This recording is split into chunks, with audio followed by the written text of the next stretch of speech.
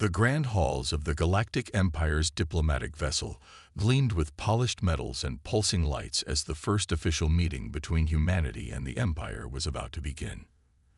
The massive ship hung in orbit above Earth, its size meant to intimidate the primitive species below. The human delegation arrived in their own shuttle, a sleek black vessel that the Empire's sensors had trouble tracking.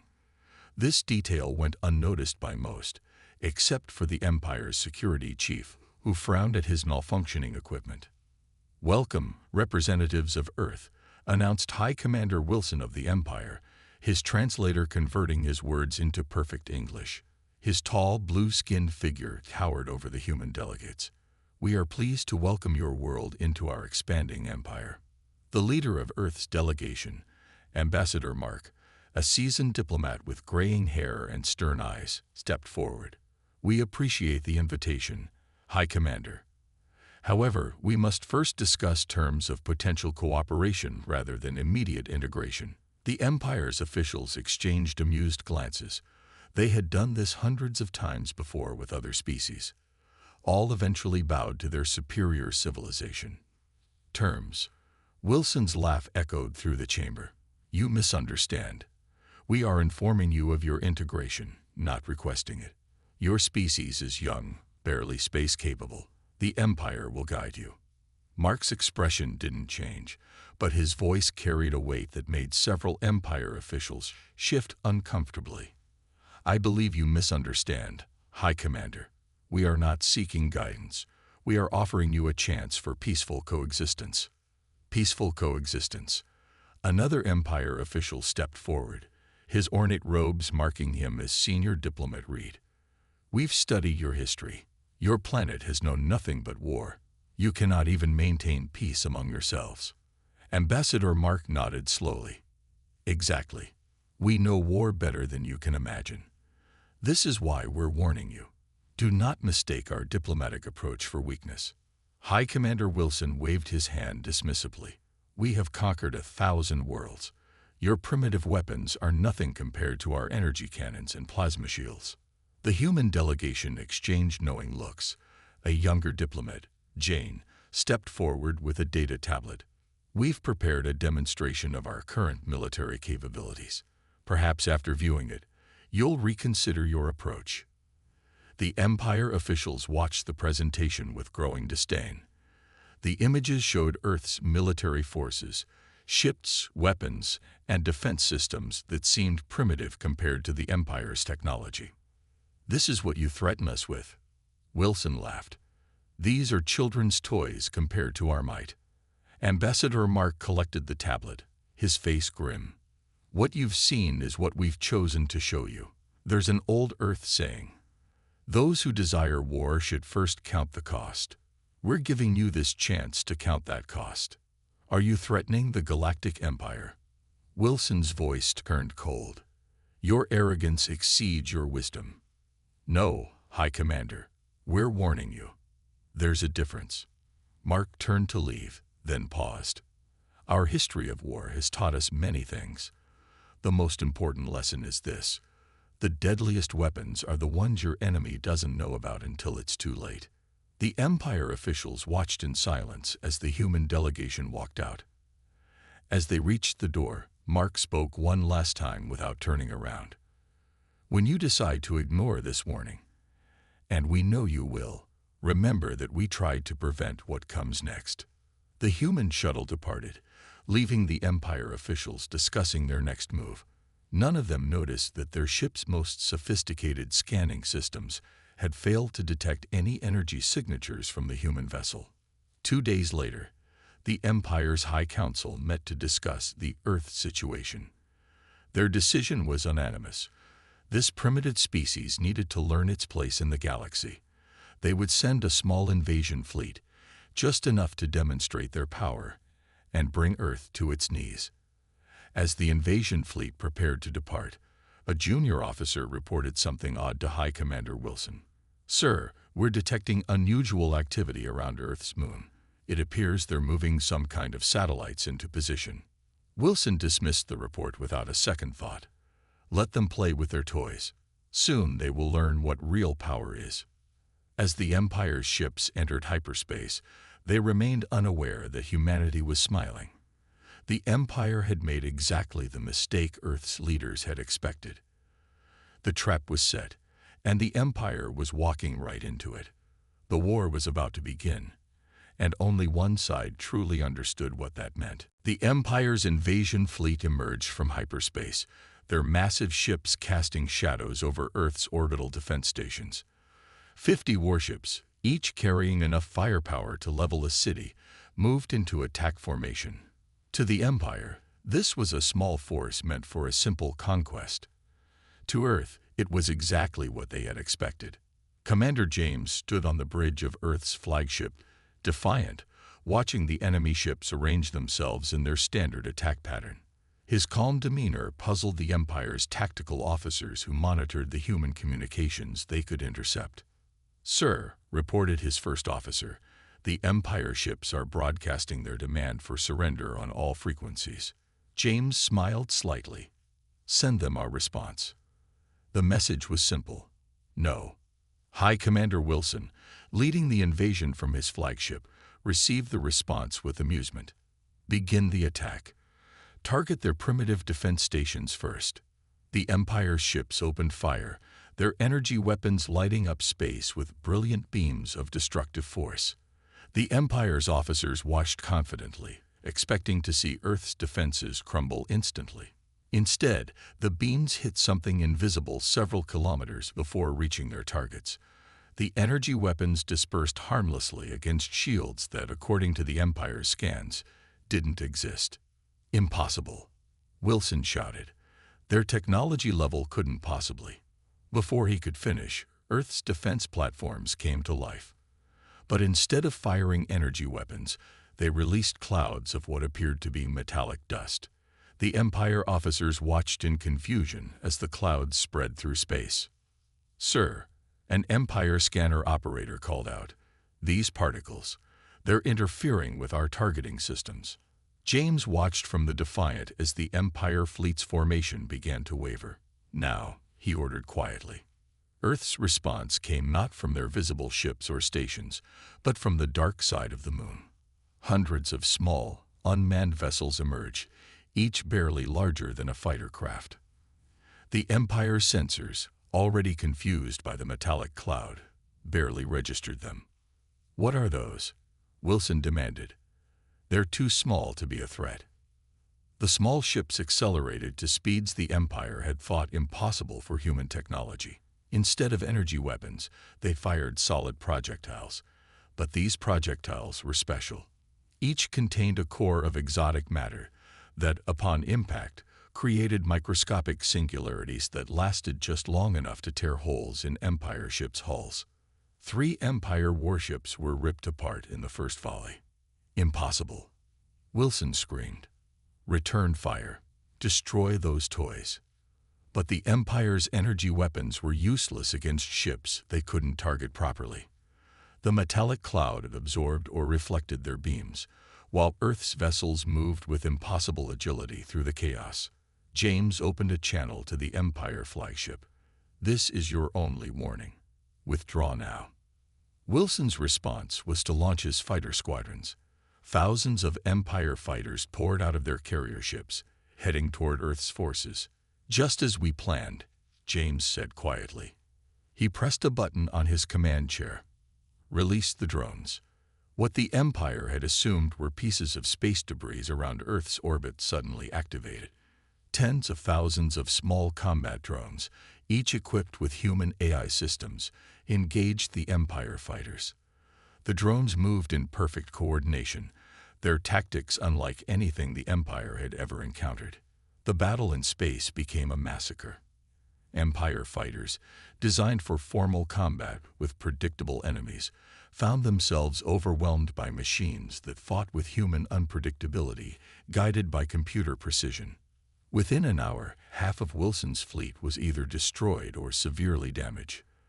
The metallic cloud had spread further, making retreat increasingly difficult as it interfered with their navigation systems. "Sir," James's first officer reported, "the Empire fleet is trying to retreat. Should we pursue?" James shook his head. Let them go.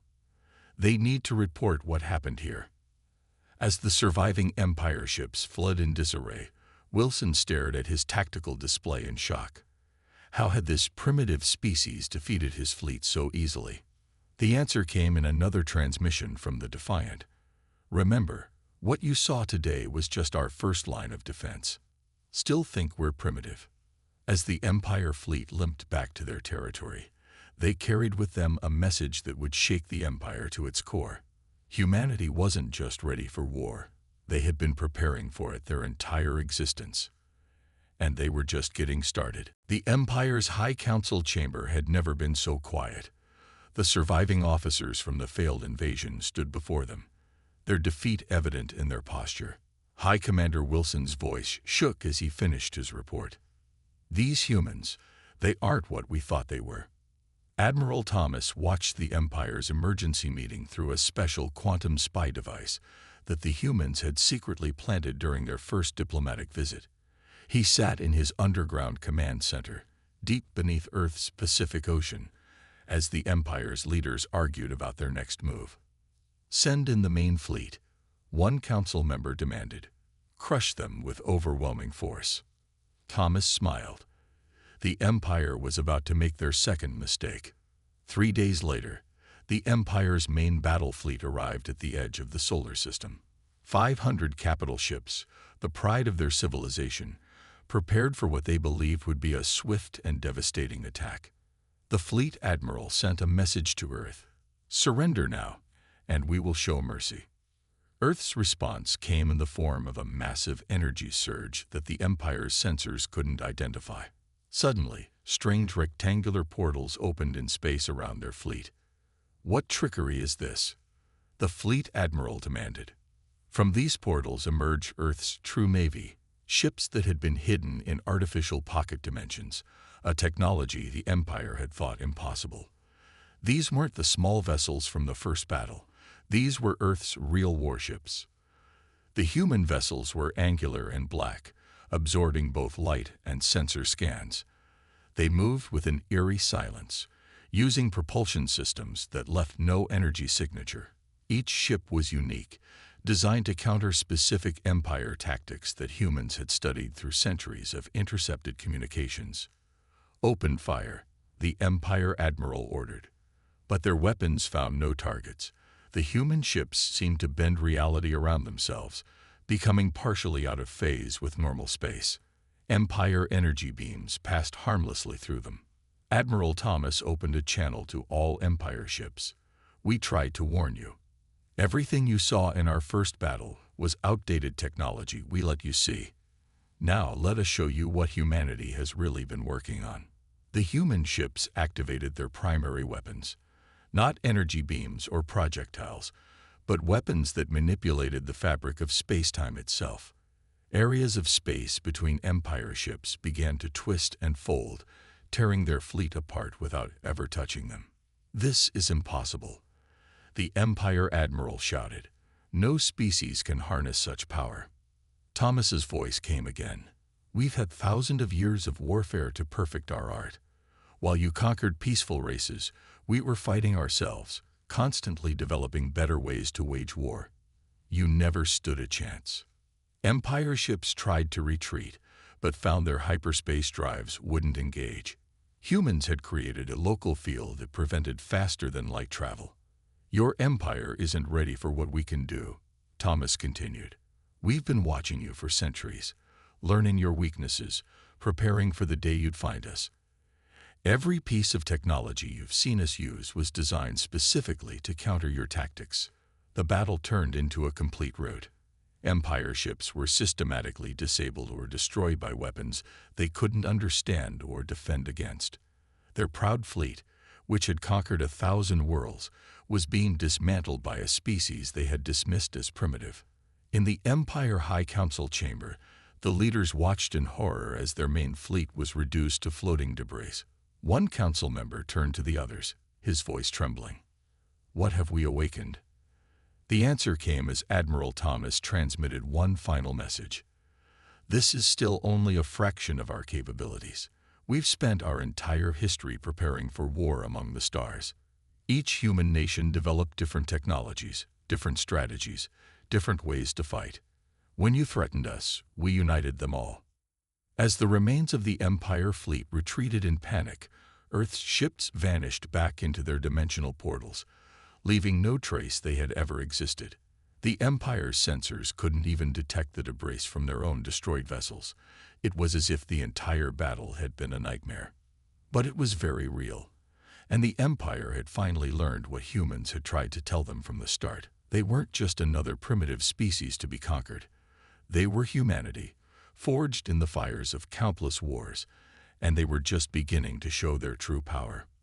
The real war was about to begin, and the Empire was nowhere near ready for what was coming. Captain Mary stood on the bridge of her stealth ship, Silent Hunter, watching an Empire supply convoy through advanced sensors. Her vessel, hidden behind a nearby asteroid, was completely invisible to Empire detection systems. Target locked on their fuel tanker, her weapons officer reported quietly. Though there was no need for silence in space, old habits from submarine warfare died hard. Execute, Mary ordered. A single projectile, looking more like a small maintenance drone than a weapon, drifted slowly toward the Empire convoy. The Empire ships ignored it, their sensors registering it as space debris. When it attached to the fuel tanker's hull, no alarm sounded. 10 minutes later, as the Silent Hunter watched from a safe distance, the device activated. Instead of an explosion, it simply opened a small hole in the tanker's fuel containment system. By the time the Empire crew noticed the leak, half their fuel was already lost to space. This was how humanity had chosen to fight after their decisive defensive victories. Not with grand battles, but with countless small cuts that made the Empire bleed resources. Another successful mission, Mary noted in her log. That makes 15 supply ships hit this week. Across Empire space, similar scenes played out. Human stealth ships appeared from nowhere, struck critical targets, and vanished before the Empire could respond. Their AI combat systems, far more advanced than the Empire's automation, could predict Empire patrol patterns with uncanny accuracy. In his flagship, the Empire's new fleet commander broke another display in frustration. "How are they doing this?" he demanded. "How can they be everywhere at once?" The answer lay in humanity's mastery of quantum technology. Their ships could partially exist in multiple locations, striking several targets simultaneously, while appearing to be a single vessel. The Empire scientists couldn't even begin to understand the principles involved. "Sir," an Empire officer reported, 3 more colonies have reported critical supply shortages. We've lost contact with our mining operations in the Outer Rim. The fleet commander stared at the strategic display, watching as more and more supply lines turned red, indicating disruption. The Empire's mighty war machine was grinding to a halt, starved of the resources it needed to function. Back on the Silent Hunter, Mary received new mission coordinates. "The Empire is gathering a large fleet at their secondary shipyards," her AI reported. "They appear to be planning a major offensive." Mary smiled. "They're getting desperate. Signal the other captains. Time for Phase 2. Across Empire space, human stealth ships began moving into position. They had spent months mapping every Empire military installation, every supply depot, every shipyard. Now they would show the Empire why humans had always excelled at asymmetric warfare. The Empire fleet gathered at their shipyards, thousands of ships preparing for what they hoped would be an overwhelming attack on Earth. They had doubled their security, added extra sensor arrays, and placed mines throughout the system. None of it mattered. The attack came not from human ships, but from within their own vessels. Microscopic robots, secretly introduced into their construction materials months ago, activated simultaneously. Critical systems throughout the fleet began to fail in ways that looked like natural equipment degradation. Engineering reports increasing system failures across the fleet. An Empire officer reported nervously. "Weapons, engines, life support, everything is showing microscopic damage." The fleet commander watched helplessly as his mighty armada began to die from the inside out. The humans had turned the Empire's own ships into weapons against themselves. Mary watched the chaos through her quantum sensors. Send word to command. Phase 2 is successful. The Empire's fleet will be crippled for months while they check every ship for infiltration. But the humans weren't done. As the Empire diverted resources to repair their fleet, human AI systems began infiltrating their communication networks. False orders, conflicting information, and strategic confusion spread through the Empire's military command structure. Remember, Mary told her crew, in warfare, the goal isn't always to destroy your enemy. Sometimes, making them destroy themselves is far more effective. As the Empire's military capability crumbled under the weight of supply shortages, equipment failures, and command confusion, humanity prepared for the next phase of their campaign. They had shown the Empire that superior technology meant nothing without the wisdom to use it properly. The war was entering its final stages, and the Empire still hadn't learned the most important lesson. Never underestimate a species that had spent its entire history perfecting the art of warfare. The Grand Council chamber on the Empire's capital world erupted in chaos.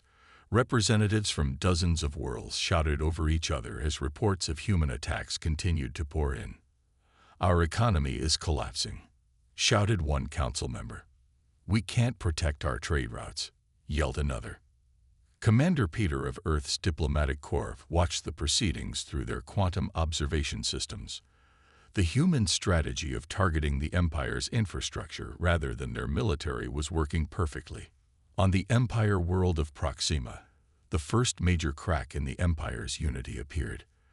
The planetary governor stood before his people and declared, "We cannot continue this war. These humans do not seek our destruction. They have proven this by sparing civilian targets. It is time to sue for peace." The Empire's response was swift. They sent warships to bring Proxima back in line.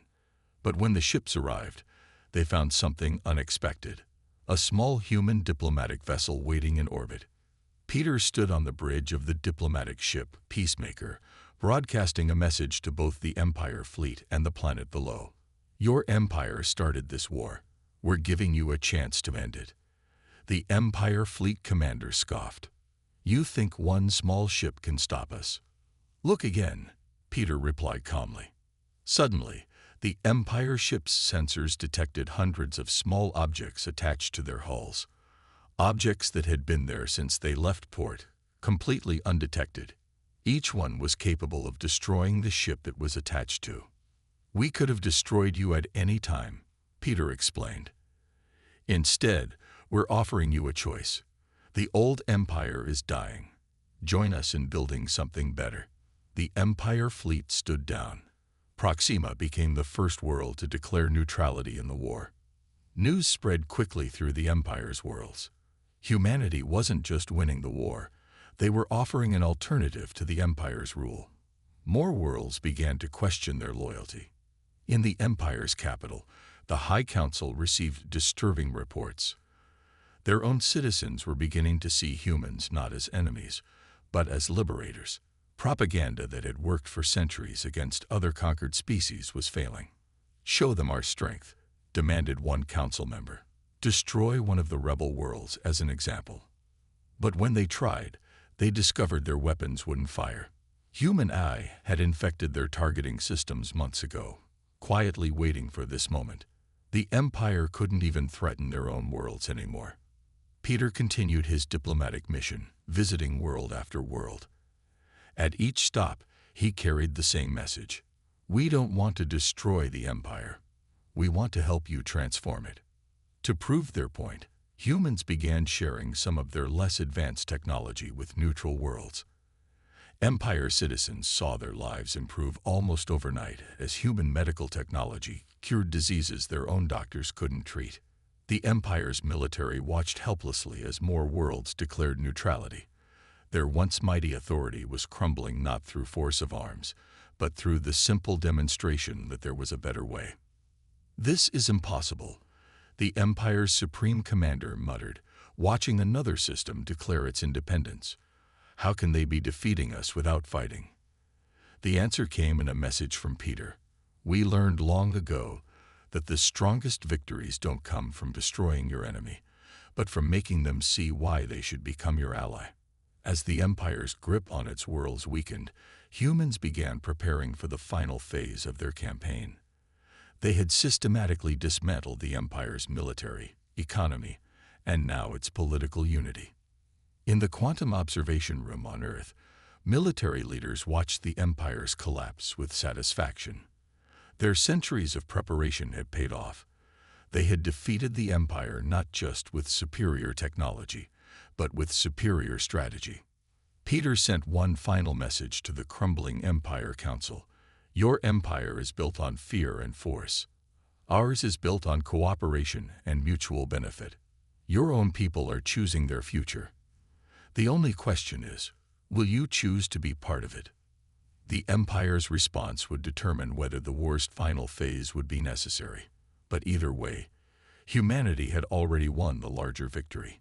They had proven that true power comes not from conquest, but from offering a better path forward. The galaxy was changing, and humanity was leading the way. Admiral Roberts stood at the command center of Earth's newest warship, Retribution. The massive vessel represented humanity's full military capability. No more holding back, no more hidden weapons. The time for the final strike had come. All ships report ready, Admiral, his second-in-command reported.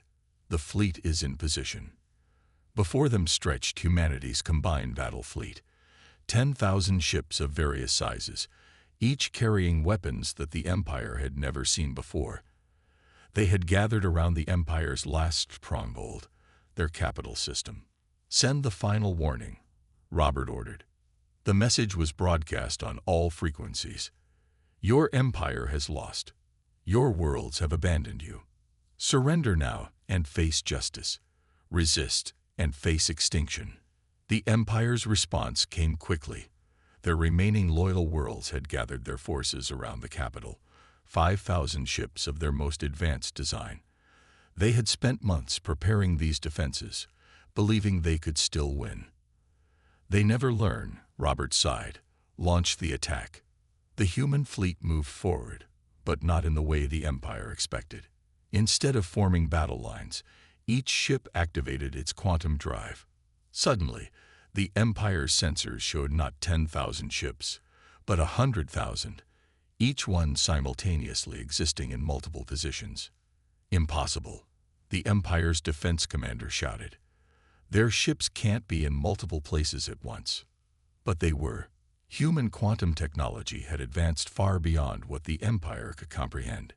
Each ship could split its existence across multiple points in spacetime, effectively multiplying their fleet size. The battle began. Empire ships fired their weapons, only to hit empty space as human vessels phased between different quantum states. The humans' return fire came from weapons that the Empire had never seen, beams that didn't just damage ships, but erased sections of them from existence. Quantum erasure weapons operational, reported Robert's weapons officer. Empire fleet losing coherence. The Empire's ships began to disappear, not through explosion or destruction, but by having portions of their structure simply cease to exist. Their mighty defenses, built up over months, lasted less than an hour. As the outer defenses crumbled, Robert ordered the next phase. Deploy the Sun Eaters. Small, dark devices moved toward the Empire capital system's sun. These weapons, something humanity had developed but never dared to use, could control the output of a star itself. The Empire watched in horror as their sun's light began to dim. This is your final warning, Robert broadcast. We can turn your sun off like a lamp. Surrender or watch your world freeze. The Empire's leadership, hidden in bunkers beneath their capital city, finally understood the true extent of humanity's power. They had been fighting a species that could manipulate the fundamental forces of the universe itself. How? The Empire's supreme leader asked as he watched his fleet vanish. How did you achieve this level of technology? Robert's response was simple. While you spent thousands of years conquering peaceful species, we spent that time fighting ourselves. Every war taught us new lessons. Every conflict pushed our technology further. You never stood a chance. The human fleet began systematically dismantling the Empire's remaining defenses, not through brutal destruction, but through precise, surgical strikes that demonstrated their complete technological superiority. Orbital defense platforms simply vanished, quantum shifted into another dimension. Ground-based weapons found their targeting systems speaking to them in human voices, explaining why resistance was futile. The Empire's mighty capital shields flickered and died as human AI systems rewrote their operating codes. Final defensive line breached, reported Robert's tactical officer. The capital is exposed. Robert opened a channel to Earth's High Command. Phase 6 complete. The Empire's military capability has been neutralized, awaiting final orders. The response came quickly. Offer them one last chance to surrender. If they refuse, demonstrate our full capability. Robert looked at the Empire's capital world below. They had the power to destroy it completely, to erase it from existence, but that had never been humanity's goal. To the Empire leadership, he broadcast, "You have 1 hour to surrender unconditionally. After that, we will show you what we can really do." As the deadline approached, Robert watched the Empire's capital and wondered if they would finally understand. Humanity's greatest strength wasn't their technology or their weapons, but their determination to end conflicts permanently.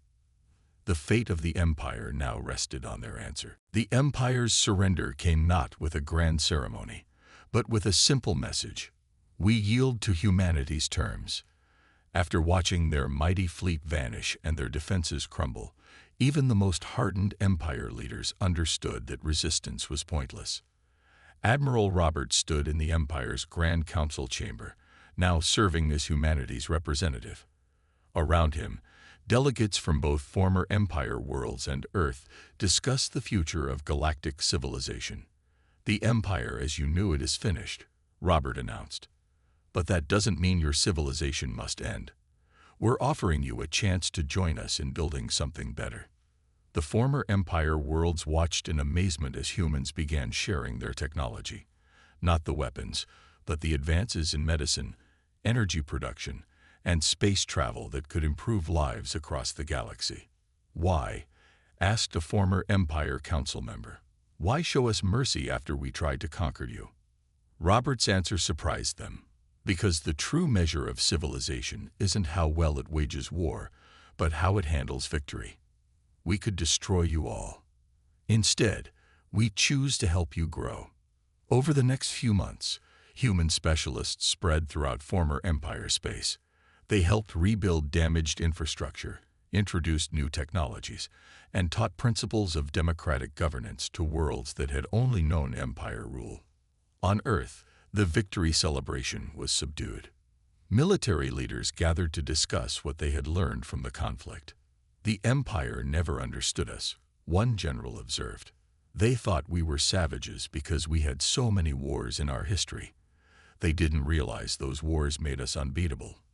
The former Empire capital became the center of a new galactic council, where all species, including newly discovered ones, would have equal representation. Humanity insisted on this structure, remembering their own history of imperialism and its consequences. "Your weapons were beyond anything we could imagine," a former Empire scientist admitted to Robert. "But it was your mercy that truly conquered us." The humans' approach to victory transformed galactic society. Former Empire worlds, expecting harsh punishment, found themselves helped back to their feet. Species that had been conquered by the Empire were freed and given assistance in rebuilding their civilizations. "We remembered our own history," Robert explained to the new Galactic Council.